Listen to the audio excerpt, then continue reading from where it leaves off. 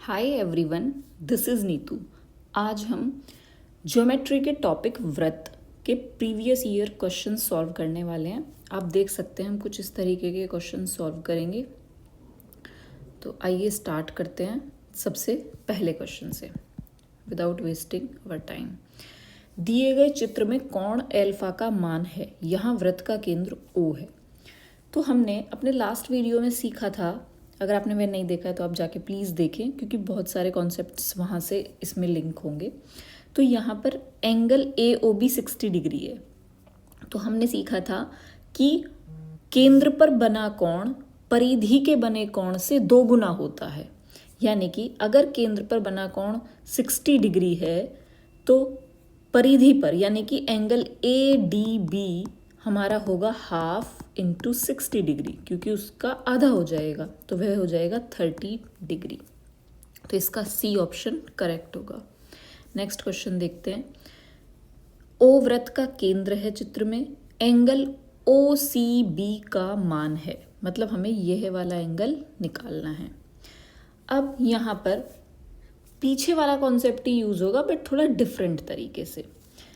हमें इस बार परिधि का कोण पता है 100 डिग्री है, तो हम केंद्र का निकाल सकते हैं क्योंकि केंद्र वाला कोण 2 गुना होगा, लेकिन इधर साइड का हमारा बनेगा। तो वह 100 डिग्री है तो केंद्र पर बना कोण 200 डिग्री हो जाएगा। लेकिन हमें चाहिए एंगल OCB, तो यह एक त्रिभुज है। तो अब हम जानते हैं कि पूरा कोई भी एंगल 360 डिग्री होता है, तो इधर वाला 200 डिग्री है तो अंदर वाला हमारा 160 हो जाएगा। अब हमारे पास त्रिभुज में 160 डिग्री है एंगल दिया गया है और हमें पता है किसी भी त्रिभुज का कोणों का सम 180 होता है। यानी कि अब ये हमारा यहाँ पर OB और OC जो हैं वो वृत्त की त्रिज्याएं हैं। यानी कि त्रिभुज की ये दोनों भुजाएं आपस में बराबर होंगी क्योंकि त्रिज्या तो सेम होगी। जब भुजाएं बराबर होंगी तो उनके कोण भी बराबर ही होंगे, यानी कि एंगल B बराबर होगा एंगल C के। अगर हम मान लें X है तो अब तीनों कोणों का योग 180 होता है, तो X प्लस 160 प्लस X बराबर 180, यानी कि 2X बराबर 180 माइनस 160 20 डिग्री हो जाएगा। तो X बराबर 20/2 यानी कि 10 डिग्री। ऑप्शन A करेक्ट होगा। नेक्स्ट क्वेश्चन देखेंगे। दिए गए चित्र में यदि O वृत्त का केंद्र है तो X और Y के बीच क्या संबंध होगा। अब यहाँ पर हम देख रहे हैं कि यह बिल्कुल वैसे ही बन रहा है कि केंद्र पर कुछ कोण है फिर परिधि पर है, लेकिन अगर हम इसको इस तरीके से कुछ कर लें कि हम इसको एक समांतर चतुर्भुज बना दें, समांतर चतुर्भुज नहीं, चतुर्भुज, चक्रीय चतुर्भुज बना दें और इनको नाम दे दें कि सपोज यह है हमारा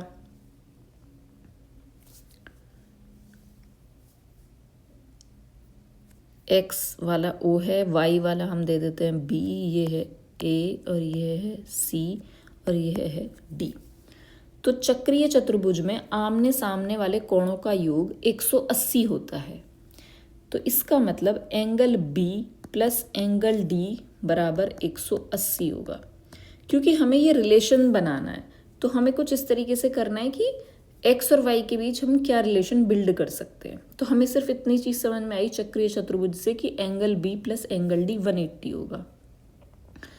अब हम एक चीज समझ सकते हैं यहाँ से कि जो एंगल यहाँ पर हमारा X पर बनेगा वह एंगल 2 गुना होगा एंगल D पर बनने वाले के, क्योंकि हमको पता है कि परिधि पर बना कोण आधा होता है केंद्र पर बने कोण के। तो यह केंद्र पर बन रहा है X, तो यह इसका आधा होगा यानी कि X/2 होगा।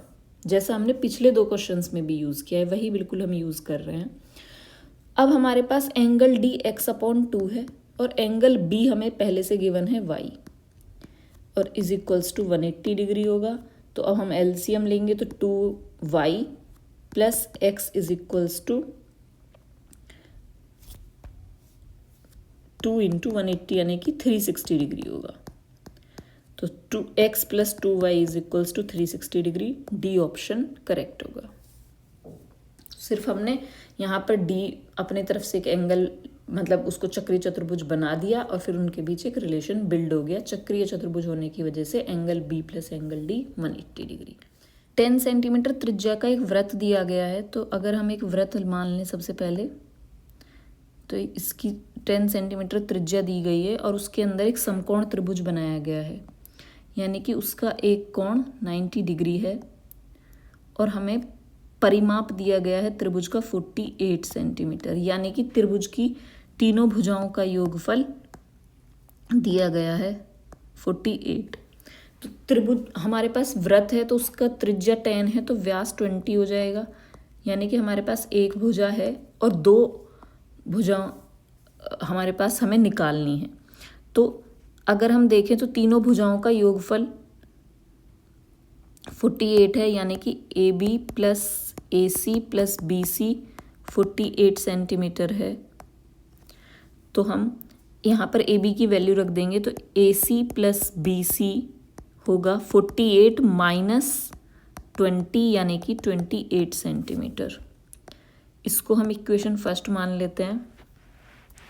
अब हम पाइथागोरस थ्योरम लगा सकते हैं क्योंकि एंगल C यहाँ पर 90 डिग्री है। तो पाइथागोरस थ्योरम के अकॉर्डिंग AC का स्क्वायर + BC का स्क्वायर बराबर होगा AB के स्क्वायर के, और हमारे पास AB के वैल्यू है 20, तो हम यहाँ पर पुट करेंगे तो 20 का स्क्वायर 400 हो जाएगा, यानी कि AC का स्क्वायर + BC का स्क्वायर 400। इसको इक्वेशन सेकंड मान लेते हैं। अब अगर हम इक्वेशन फर्स्ट का स्क्वायर कर दें, क्योंकि हमको AC और BC में कुछ रिलेशन निकालना है, तो AC + BC हमारे पास है तो हम कुछ ऐसा कोशिश करेंगे कि AC - BC निकाल लें।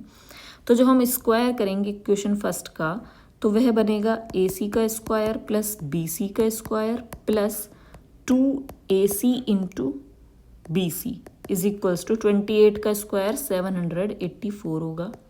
अब हम इक्वेशन सेकंड से वैल्यू रख सकते हैं AC स्क्वायर + BC स्क्वायर की 400, तो 2AC × BC हो जाएगा 784 - 400 यानी कि 384, और हम इसको कह सकते हैं कि यह इक्वेशन थर्ड है।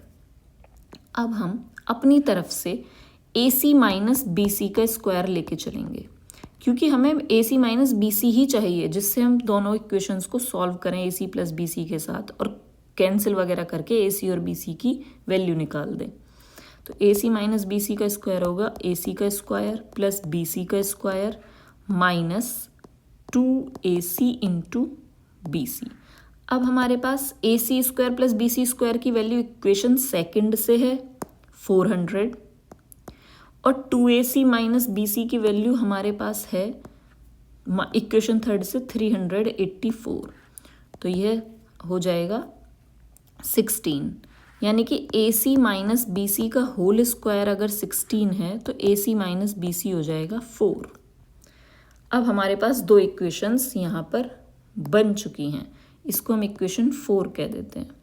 अब हम इक्वेशन फर्स्ट और 4 को सॉल्व करेंगे तो AC + BC की वैल्यू हमारे पास इक्वेशन फर्स्ट में दी गई है 28 सेंटीमीटर, और AC - BC की वैल्यू हमारे पास है 4 इक्वेशन 4 से। तो अब इनको सॉल्व करेंगे तो ये BC कैंसिल हो जाएंगे, तो 2AC = हो जाएगा 32, यानी कि AC की वैल्यू होगी 16 सेंटीमीटर।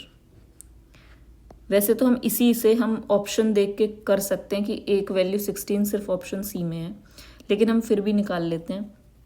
AC की वैल्यू अब हमारे पास है तो हम BC की वैल्यू हम निकाल सकते हैं, तो 16 + BC = 28, तो BC हमारा हो जाएगा 28 - 16 यानी कि 12 सेंटीमीटर, तो ऑप्शन थर्ड करेक्ट होगा। नेक्स्ट क्वेश्चन देखते हैं। सिर्फ यही एक कॉम्प्लेक्स क्वेश्चन था और पूछा गया था। अब आगे क्वेश्चंस का लेवल थोड़ा ठीक है। AB एक वृत्त की जीवा है जिसकी लंबाई 10 सेंटीमीटर है। तो हम सबसे पहले एक वृत्त मान लेते हैं कि हमारा एक AB वृत्त है और उसकी जीवा की लंबाई हमारे पास, किसी जीवा की त्रिज्या की 13 सेंटीमीटर दी हुई है और जीवा की लंबाई हमें दी गई है 10 सेंटीमीटर। यह जीवा है तो थोड़ा ऊपर मान लेते हैं कि यह एक वृत्त है और जीवा हमें दी गई है 10 सेंटीमीटर। ए बी हमें 10 दिया गया है और वृत्त की त्रिज्या 13 सेंटीमीटर है। तो केंद्र से जीवा पर डाले गए लंब की लंबाई, यह है केंद्र है O, इससे हमने एक लंब डाला और यह है एक त्रिज्या OA। तो हमें निकालना है केंद्र से जीवा पर डाले गए लंब की लंबाई यानी कि OD। अब यहाँ पर हमारे पास पूरी जीवा 10 सेंटीमीटर है, तो जब हम केंद्र से लंब डालते हैं तो वह समद्विभाजित कर देता है जीवा को। तो इधर AD 5 बचेगा और BD भी 5 होगा और त्रिज्या हमें 13 दी हुई है। अब लंब जो होता है वो यानी कि 90 डिग्री होता है, तो बस इसमें पाइथागोरस थ्योरम लग जाएगी, यानी कि OA का स्क्वायर यानी कि 13 का स्क्वायर बराबर होगा OD का स्क्वायर प्लस AD का स्क्वायर के। तो हमारे पास OD तो है नहीं और AD है 5 का स्क्वायर यानी कि 25, या फिर हम 5 का स्क्वायर ही लिख सकते हैं। तो OD का स्क्वायर हो जाएगा 13 का स्क्वायर 169 माइनस 5 का स्क्वायर 25, तो यह हो जाएगा 144। तो OD हो जाएगा 12 सेंटीमीटर। ऑप्शन ए करेक्ट होगा। इस तरीके के क्वेश्चंस हमने पहले भी बहुत सारे सॉल्व किए हैं। नेक्स्ट क्वेश्चन देखते हैं। एक समबाहु त्रिभुज ABC अंतःवृत्त में निम्नानुसार बना है, एंगल BOC का मान क्या होगा। समबाहु त्रिभुज की बात की गई है, मतलब जिसकी सारी भुजाएं बराबर हों। तो समबाहु त्रिभुज के कोण जो होते हैं वे भी बराबर होते हैं और वो होते हैं 60 डिग्री। तो सारे कोण 60 डिग्री होते हैं, यानी कि हमारे पास एंगल BAC 60 डिग्री होगा और BOC हमसे पूछा गया है। और परिधि पर बना कोण जो होता है वह केंद्र पर बने कोण का आधा होता है, यानी कि यह कोण 120 डिग्री होगा। तो सी ऑप्शन करेक्ट होगा। नेक्स्ट क्वेश्चन देखते हैं। किसी वृत्त के दो बिंदुओं पर परिच्छेद करने वाली सरल रेखा है। तो वृत्त है कोई, उसको दो बिंदुओं पर काट रही है। तो जैसे इस तरीके से जो रेखा इस तरीके से काटती है वह छेदक रेखा कहलाती है, और अगर सिर्फ एक बिंदु पर करे तो वह स्पर्श रेखा होती है। नेक्स्ट क्वेश्चन देखते हैं। दिए गए चित्र में x का मान है, तो ये बिल्कुल वैसा ही सवाल है। यहाँ पर एंगल C हमें 70 डिग्री दिया है, यानी कि यह उसका आधा होगा x एंगल, यानी कि 35 डिग्री। ऑप्शन सी करेक्ट होगा। Next question. चित्र में वृत्त की त्रिज्या 5 सेंटीमीटर है, दो जीवाएं दी गई हैं, AB पैरेलल है CD के। तो OP परपेंडिकुलर AB और OQ perpendicular CD। AB 6 centimetre है तथा CD 8 है। तो हमें PQ की लंबाई निकालनी है। बहुत बहुत अच्छा क्वेश्चन है और आता है बार बार इस तरीके का क्वेश्चन। देखिए OQ हमें निकालना है। अगर हम यहाँ पे अपनी तरफ से इस तरीके से डॉटेड लाइन लगा लें या फिर इस तरीके से, जैसे हमने पहले अभी क्वेश्चन सॉल्व किया था, हम बिल्कुल वैसे करेंगे कि OC यहाँ पर एक त्रिज्या है और OQ एक लंब डाला गया है। तो लंब जो होता है वह जीवा को दो भागों में डिवाइड कर देता है। तो हमारे पास CD की लंबाई यहाँ पर दी गई है 8 सेंटीमीटर, यानी कि CQ हाफ होगा उसका 4 सेंटीमीटर।